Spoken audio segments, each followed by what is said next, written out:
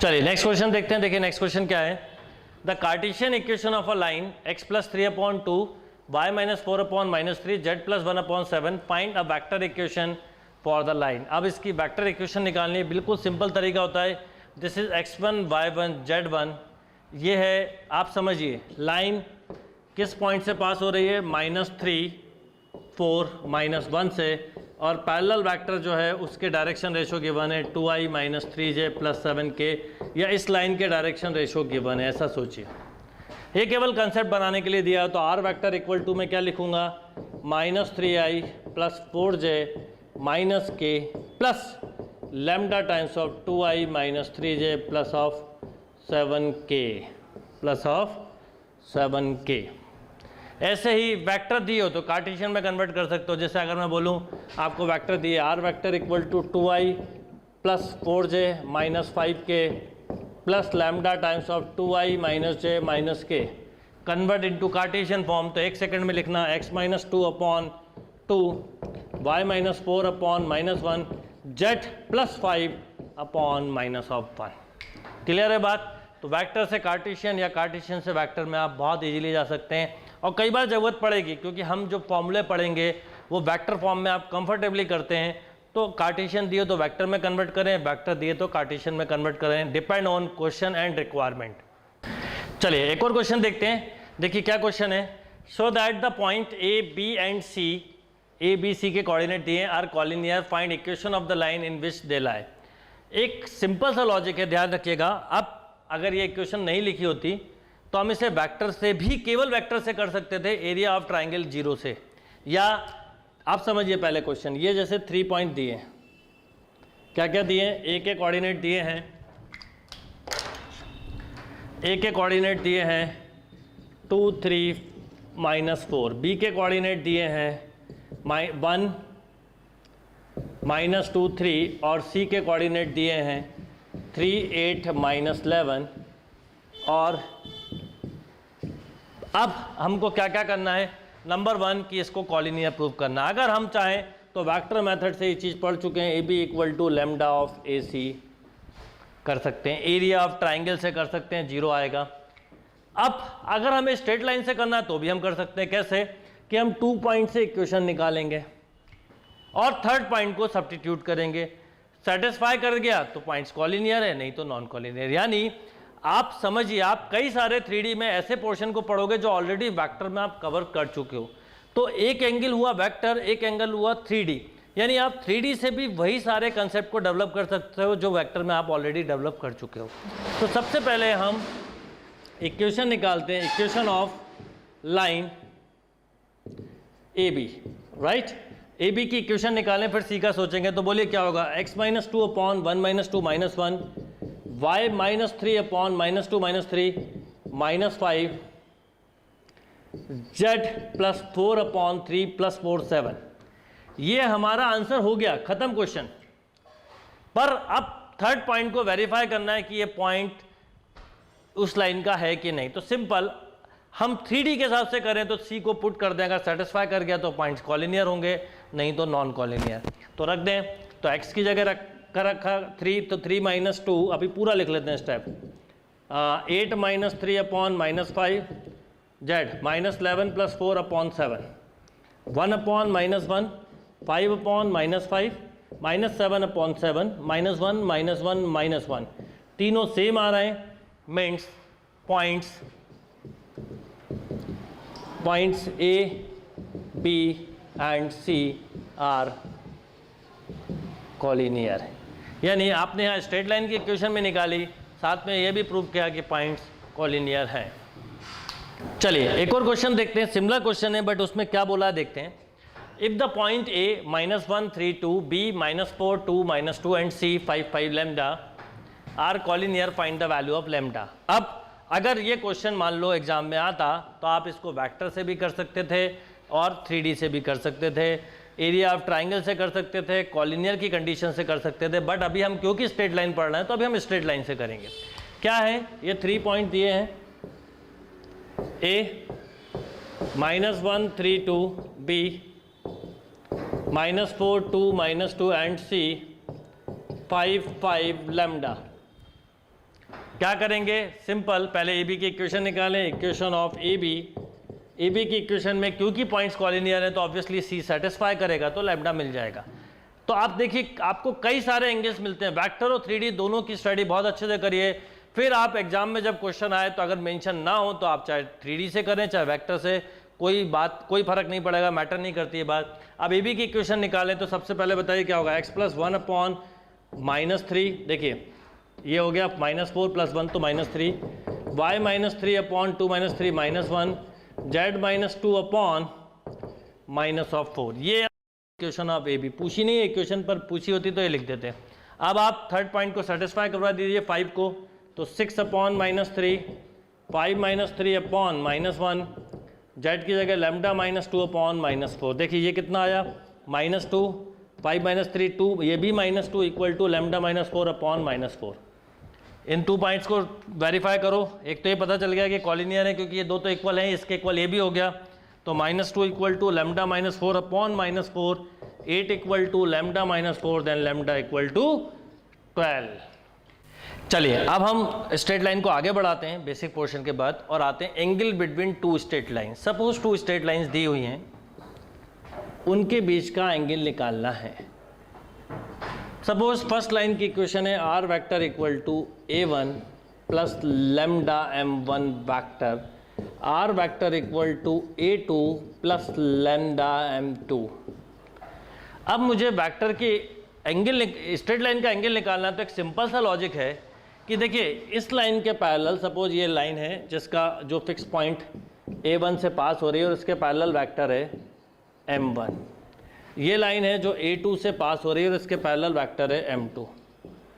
तो angle between straight line equal to angle between parallel line, क्योंकि जो line का एंगल होगा वही पैरेलल लाइन का होगा। तो हमारे पास पैरेलल लाइन के एंगल्स m1 m2, हमारे पास ये दो वेक्टर हैं, तो angle between 2 line equal to angle between parallel vector. तो हम जो दो पैरेलल वेक्टर है उनके बीच का एंगल निकालते हैं, यानी cos theta equal to dot product का ही कंसेप्ट लगेगा, m1 dot m2 upon mod m1 mod m2। अगर वेक्टर के टर्म में इक्वेशन दी है तो वेक्टर फॉर्म में दी, अगर कार्टेशियन फॉर्म में दी होती तो क्या करते, देखिए कार्टेशियन फॉर्म में दी होती तो हम पहले दोनों कार्टेशियन इक्वेशन को लिख लेते हैं फिर एंगल निकालते हैं। इस फॉर्म में दी होती x - x1 upon a1, y - y1, ये बिल्कुल वेक्टर वाले कंसेप्ट हैं, z - z1 upon c1, x - x2 upon a2, suppose second line है, y - y2 upon b2, z - z2 upon c2, right. अब हम angle between 2 line equal to ये बोल रहा है एंगल बिटवीन पैरेलल वेक्टर। अब यहाँ पर लाइन की direction ratio a1 b1 c1 है, a2 b2 c2 है, तो आप cos थीटा डायरेक्टली निकाल सकते हैं, a1 a2 plus b1 b2 plus c1 c2 upon root a1 square plus b1 square plus c1 square root a2 square plus b2 square plus c2 square. Same वही condition यहाँ पे भी रहेगी, if theta 0 then a1 upon a2 b1 upon b2 equal to, lines parallel होंगी। If theta 90, ये बिल्कुल vector वाला part है, a1 a2 plus b1 b2 plus c1 c2 equal to 0, means lines are mutually perpendicular. चलिए कुछ angle पे basic question देखते हैं। Find the angle between the line. Suppose first equation है 2i, आप इक्वेशन खुद भी बना लें कोई फर्क नहीं पड़ेगा, plus lambda times of 2i plus 5j minus 3k, ठीक है। सेकेंड इक्वेशन है suppose 3i minus j plus 2k, यहाँ पर लैम्डा की जगह म्यू लिख लो स्केलर, राइट, कोई दिक्कत नहीं है उसमें। तो क्या हो जाएगा 5i plus 7j minus 2k। अब एंगल बताना है तो angle between 2 lines equal to angle between parallel vector. तो पैरेलल वेक्टर्स ये हैं, इनके बीच का एंगल निकाल दो, लैम्डा और म्यू ले लें कोई दिक्कत नहीं है, cos थीटा लेंगे तो 2i प्लस 5j, समझाने के लिए स्टेप लिखिए, dot of 5i plus 7j minus 2k upon, इनके मॉड ले लो, 4 प्लस 25 प्लस 9, 25 प्लस 49 प्लस 4, क्या हो जाएगा, सॉल्व करिए, 2 प्लस 5 10, 35 प्लस 6 अपॉन ये हो गया √38, ये हो गया 29 और 49, ठीक है, 9 और 9 18 हो जाएगा, 1678। अब इसको चाहें तो और सॉल्व कर दें, नहीं तो इतना भी छोड़ दें। ये 45 + 6 51 अपॉन √38 इंटू 78, यस और नो। अब चाहें तो 2 के टर्म में ब्रेक कर सकते हैं, मतलब 51 अपॉन √19 इंटू 2, 78 को भी करो 2 इंटू देन 39, तो हम ऐसा भी लिख सकते हैं 51 अपॉन 2 √19 इंटू 39, और कॉस थीटा है ये, इसका इन्वर्स ले लो, तो cos inverse 51 upon 2 √19 into 39। Note करिए। नेक्स्ट क्वेश्चन देखते हैं। अभी वेक्टर टर्म में करा था, अब कार्टेशियन टर्म में करते हैं। Suppose x - 2 upon 3, y + 1 upon -1, z + 3 upon 2। एक इक्वेशन ले लेते हैं, x + 1 upon -4, z + 4 upon y + 4 upon 3, z - 1 upon 4, right. अब पहली लाइन के डायरेक्शन रेशो क्या है देख के समझ में आ रहा है, 3 - 1 2। अगली लाइन के डायरेक्शन रेशो -4 3 4। एंगल बताना है, क्या हो जाएगा, cos θ = -12 -3 + 8, -12 -3 + 8 अपॉन √9 + 1 + 4, 16 + 9 + 16, राइट। ये हुआ -15 + 8, तो ये मिल गया 7, माइनस का पर नेगेटिव नहीं लिखेंगे, रूट, ये हो गया 14, ये हो गया 32 + 9 √41, राइट। और एंगल इग्नोर कर दो, तो cos इनवर्स 7 अपॉन √14 इंटू √41। चलिए नेक्स्ट क्वेश्चन देखते हैं। देखिए नेक्स्ट क्वेश्चन क्या है, find the equation of a line passing through -3 to 4 and parallel to the line. इस तरह के भी क्वेश्चन बहुत मिलेंगे, पैरेलल, परपेंडिकुलर, लाइक दिस। अब हमें बोला है line passing through -3 to 4, logic से समझिए, and parallel to the line. अगर वो इस लाइन के पैरेलल है तो इसका मतलब इसका जो पैरेलल वेक्टर है वो इसका भी पैरेलल वेक्टर होगा। यानी हम अगर लिखना चाहें वेक्टर टर्म में तो -3i + 2j + 4k plus lambda times of parallel बोला है तो 2i - 5j + 6k। In term of Cartesian पूछा होता तो मैं लिखता x + 3 upon 2, y - 2 upon -5, z - 4 upon 6। अच्छा एक और क्वेश्चन करते हैं जैसा, फिर हम अगले केस पे आएंगे। Find the equation of a line passing through 4 - 5 6 and parallel to the line x + 3 upon -3, y + 1 upon 2, z + 4 upon -5। Suppose अब ये कार्टेशियन फॉर्म में कर रहे हैं, अगर आपको आंसर वेक्टर फॉर्म में देना है तो आप लिखेंगे r वेक्टर = पासिंग थ्रू। देखिए पासिंग थ्रू बोला है, ये फिक्स पॉइंट है जिससे पास हो रहा है 4 - 5 6, और इसके पैरेलल वेक्टर ये है जिसके डायरेक्शन रेशो हमें पता है -3i + 2j - 5k। तो क्या लिखोगे, r vector = 4i - 5j + 6k plus lambda times of -3i + 2j - 5k। अगर वेक्टर टर्म में लिखना होता तो मैं लिखता x - 4 upon -3, y + 5 upon 2 parallel है, z - 6 अपॉन -5। अगर दो लाइनें पैरेलल हैं तो डायरेक्शन रेशो भी करस्पॉन्डिंग जो हैं वो प्रोपोर्शनल होंगे, इसलिए हम सेम लिख सकते हैं। चलिए एक और क्वेश्चन करते हैं। अभी हमने कंडीशन पढ़ी थी पैरेलल की, अब सपोज पैरेलल की कंडीशन नहीं है तो क्या होगा। Find the equation of a line passing through the point 2 1 3 and perpendicular to the lines. पहले हम क्वेश्चन को समझें। अगर हम इसको वेक्टर फॉर्म में कर रहे होते तो मैं लिखता r vector = 2i + j + 3k, lambda mu यहाँ ले लिया तो हम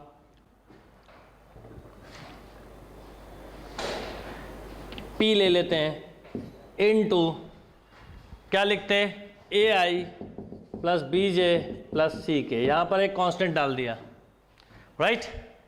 अब p भी डाल सकते हो, अल्फा डाल दो बल्कि। अब अननोन क्या है, ai + bj + ck, पर इसके बारे में हमें पता है कि वो इन दो लाइन से ये लाइन जो है वो परपेंडिकुलर है। तो आप लॉजिकली समझिए, एक लाइन ये हो गई जिसको मैं ये लाइन बोलता हूँ, एक लाइन ये हो गई। अब ये इसका पैरेलल वेक्टर है 2i माइनस 2j प्लस के, ये इसका पैरेलल वेक्टर है i plus 2j plus 2k। अब मुझे एक ऐसी लाइन निकालनी है जो इन दो लाइन के परपेंडिकुलर हो। तो सिंपल हुआ कि अगर मैं इन दो वेक्टर का क्रॉस प्रोडक्ट कर दूं तो क्रॉस प्रोडक्ट हमेशा परपेंडिकुलर वेक्टर को बताता है, यानी मुझे इन दो से परपेंडिकुलर वेक्टर मिल गया और लाइन पासिंग थ्रू क्या है 2 1 3, तो मैं इजीली इस वेक्टर को लिख सकता हूं। तो मैं क्या करूंगा, इस वेक्टर को निकालना है तो मैं सबसे पहले इसको b1 और b2 बोल दें, तो b1 क्रॉस b2 निकाल रहा हूँ। समझिएगा, पहली इक्वेशन ये r vector equal to a1 plus lambda b1, r vector equal to a2 plus mu b2। तो b1 क्रॉस b2 जब हम करेंगे तो क्या मिलेगा, i j k, b1 बोलिए 2 माइनस 2 1, b2 1 2 2, सॉल्व करिए, minus 4 minus 2 minus 6i, 1 minus 4 minus 3j, 4 plus 2 6k। अब ये जो b1 क्रॉस b2 मिला है वो एक परपेंडिकुलर वेक्टर है और हमें परपेंडिकुलर वेक्टर है और हमें लाइन भी इसके परपेंडिकुलर निकालनी थी, यानी हम यहाँ पर अल्फा की जगह ai plus bj plus ck की जगह डायरेक्टली लिख सकते हैं। तो ये हो जाएगा r वेक्टर इक्वल टू, ये बिल्कुल सबसे सिंपल शॉर्ट तरीका हुआ, alpha times of minus 6i minus 3j plus of 6k। इसका एक तरीका ये होता है करने का, एक और तरीका होता है जो मैं बताऊं। पहले तो ये शॉर्टकट तरीका हुआ, दूसरा तरीका ये होता है कि ये लाइन इन दोनों लाइन की परपेंडिकुलर है, राइट। ये लाइन और ये लाइन आपस में परपेंडिकुलर है, 1 2 और 3 नंबर दे देते हैं। तो 1 and 3 परपेंडिकुलर है, एज वेल एज 2 and 3 भी परपेंडिकुलर है, राइट।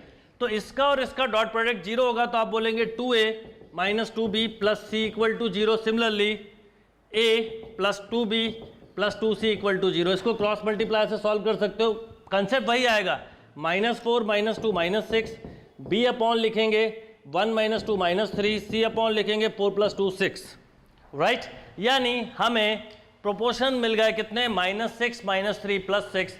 तो आप ये डायरेक्टली लिख सकते हैं जो आपने निकाले हैं। तो आपके पास दो तरीके हैं करने के, एक आप जो गिवन दो लाइनें उनका पैरेलल वेक्टर का क्रॉस मल्टीप्लाई करके परपेंडिकुलर वेक्टर निकाल लो, या फिर इसको क्रॉस मल्टीप्लाई करके ABC निकाल सकते हो। आपको ABC डायरेक्शन रेशियो मिल गया माइनस 6 माइनस 3 6, उससे भी निकाला जा सकता है, नोट करिए। चलिए इसी तरह का एक क्वेश्चन और करते हैं। बस इसमें और प्रीवियस क्वेश्चन में डिफरेंस ये है कि प्रीवियस क्वेश्चन मैंने आपको वेक्टर फॉर्म में दिया था, ये कार्टेशियन फॉर्म में दिया है। Find equation of a line passing through the point 2 1 3 and perpendicular to the lines.